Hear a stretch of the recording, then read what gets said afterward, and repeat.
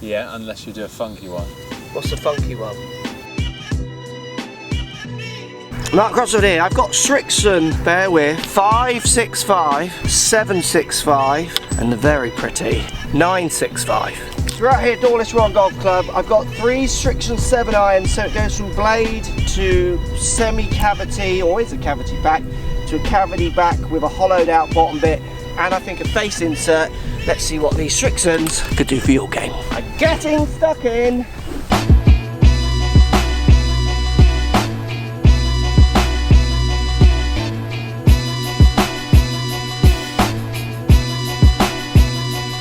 So I'm going to start with the 965 Srixon bladed, beautiful looking club, 5% bigger grooves they're saying. Again, you're going to struggle to see any measurement difference on those. What I'm seeing in this club is a beautifully, next to no offset looking bladed iron. Tiny little bit of muscling at the back to maybe give you some help, and forged. So I'm expecting a similar feel to what I game, and hopefully some decent distance control numbers. So I'm on the red tees because it's the distance, it's about 161 yards, so I'm going to hit a nice 7 iron in there.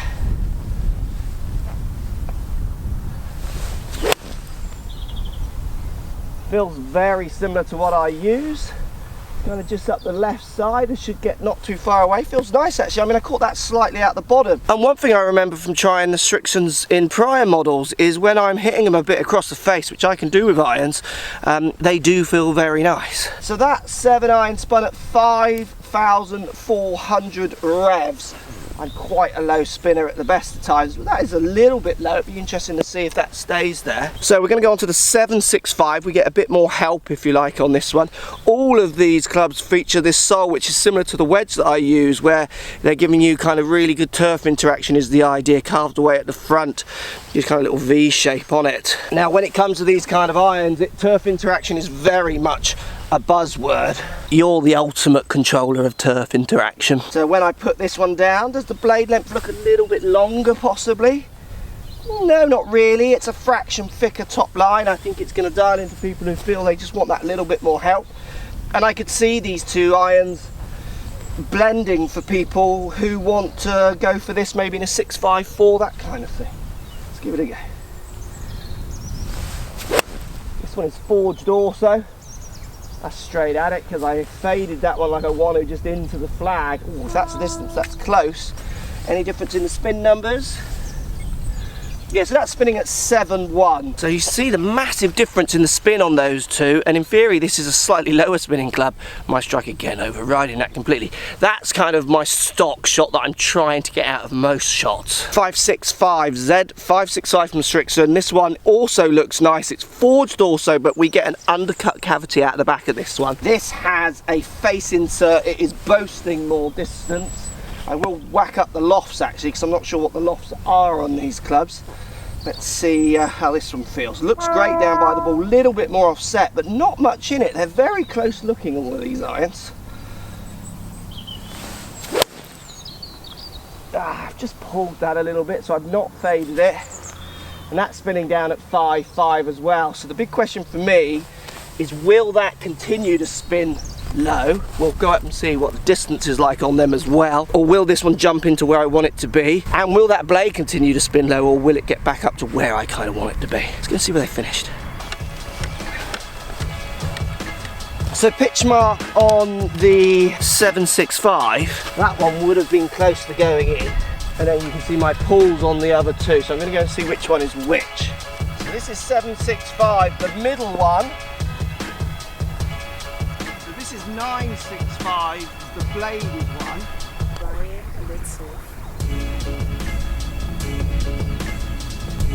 565 here, which in theory should be the longest.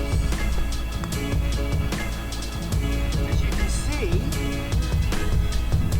oh, get up. It is not.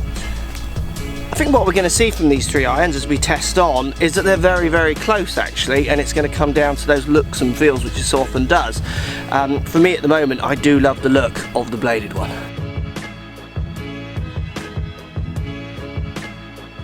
So I'm 165 out on this par 5 and the wind's just coming from the left, so I'm actually going to try and hit a bit of a low draw with these three clubs now. Often golfers looking at certainly the bladed option in these are going to be talking about how they shape it, how they can move it, those kind of ideas. So 965 to start, so I'm going to hit a low kind of punchy draw shot in there. How does it feel?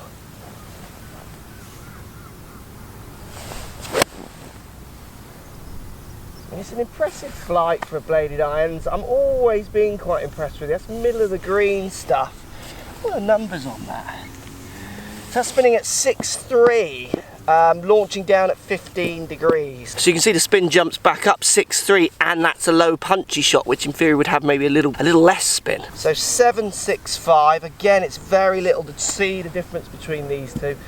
As we step up through the irons, in theory, these manufactured shots should become harder as people's perception. Oh, that's straight at it. Oh, just turning a little bit left. Looked in flight a little bit lower. So 6.1 spin and launching at 13.5. It's all cosmetics. You're going to struggle to feel a difference between the bladed one and the 765. So in theory now this one is going to go too far and harder to keep down. I can't remember these numbers. 565. Hate the way they call these clubs, all these. It's like having to remember a phone number. Didn't catch that as well. It's definitely the lowest flight of all of them, but it's running on. That's spinning at 4.6. And that's launching down at 12 degrees. Let's get up there and see where they finished. I always think it's an interesting idea to think that this is the hardest one to manufacture because maybe it's the more game improvement. I can hit the ball low because I can control dynamic loft. I can then have the option of hitting this one higher because it encourages the ball to go a little bit higher. So arguably, this one is more movable than the other irons if you think about it.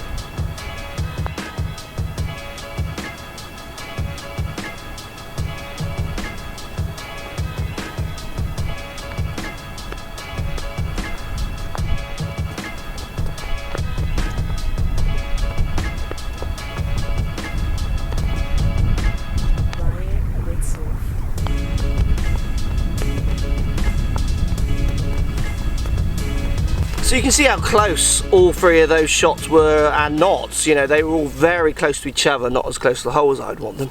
Again, that's my problem.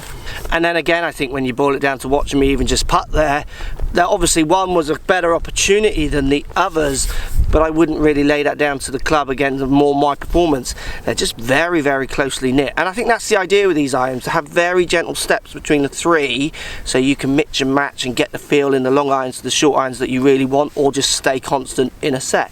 They do feel very nice. So there you go, there's an interesting little on-course test of how they feel. Let's get into the dry data numbers to show you again maybe how similar they are, and how important it is that you do try and test out here. Let's go and have a look at these dry data numbers.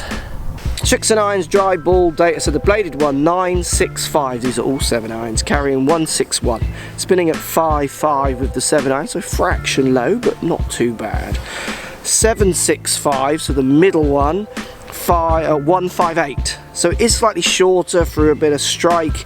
It surprised me. It is going the same height as the bladed one, and it's spinning at 6.4, so it has got that kind of more realistic spin, which is quite interesting, isn't it, because it's the middle one. 565, so the chunkier one, it's carrying 166, spinning at 5.6. So the lofts on these clubs have 1 degree steps from the different numbers, so the bladed is actually 2 degrees weaker than that the cavity back one, which is where you really, for me, see that extra distance with the lower spin.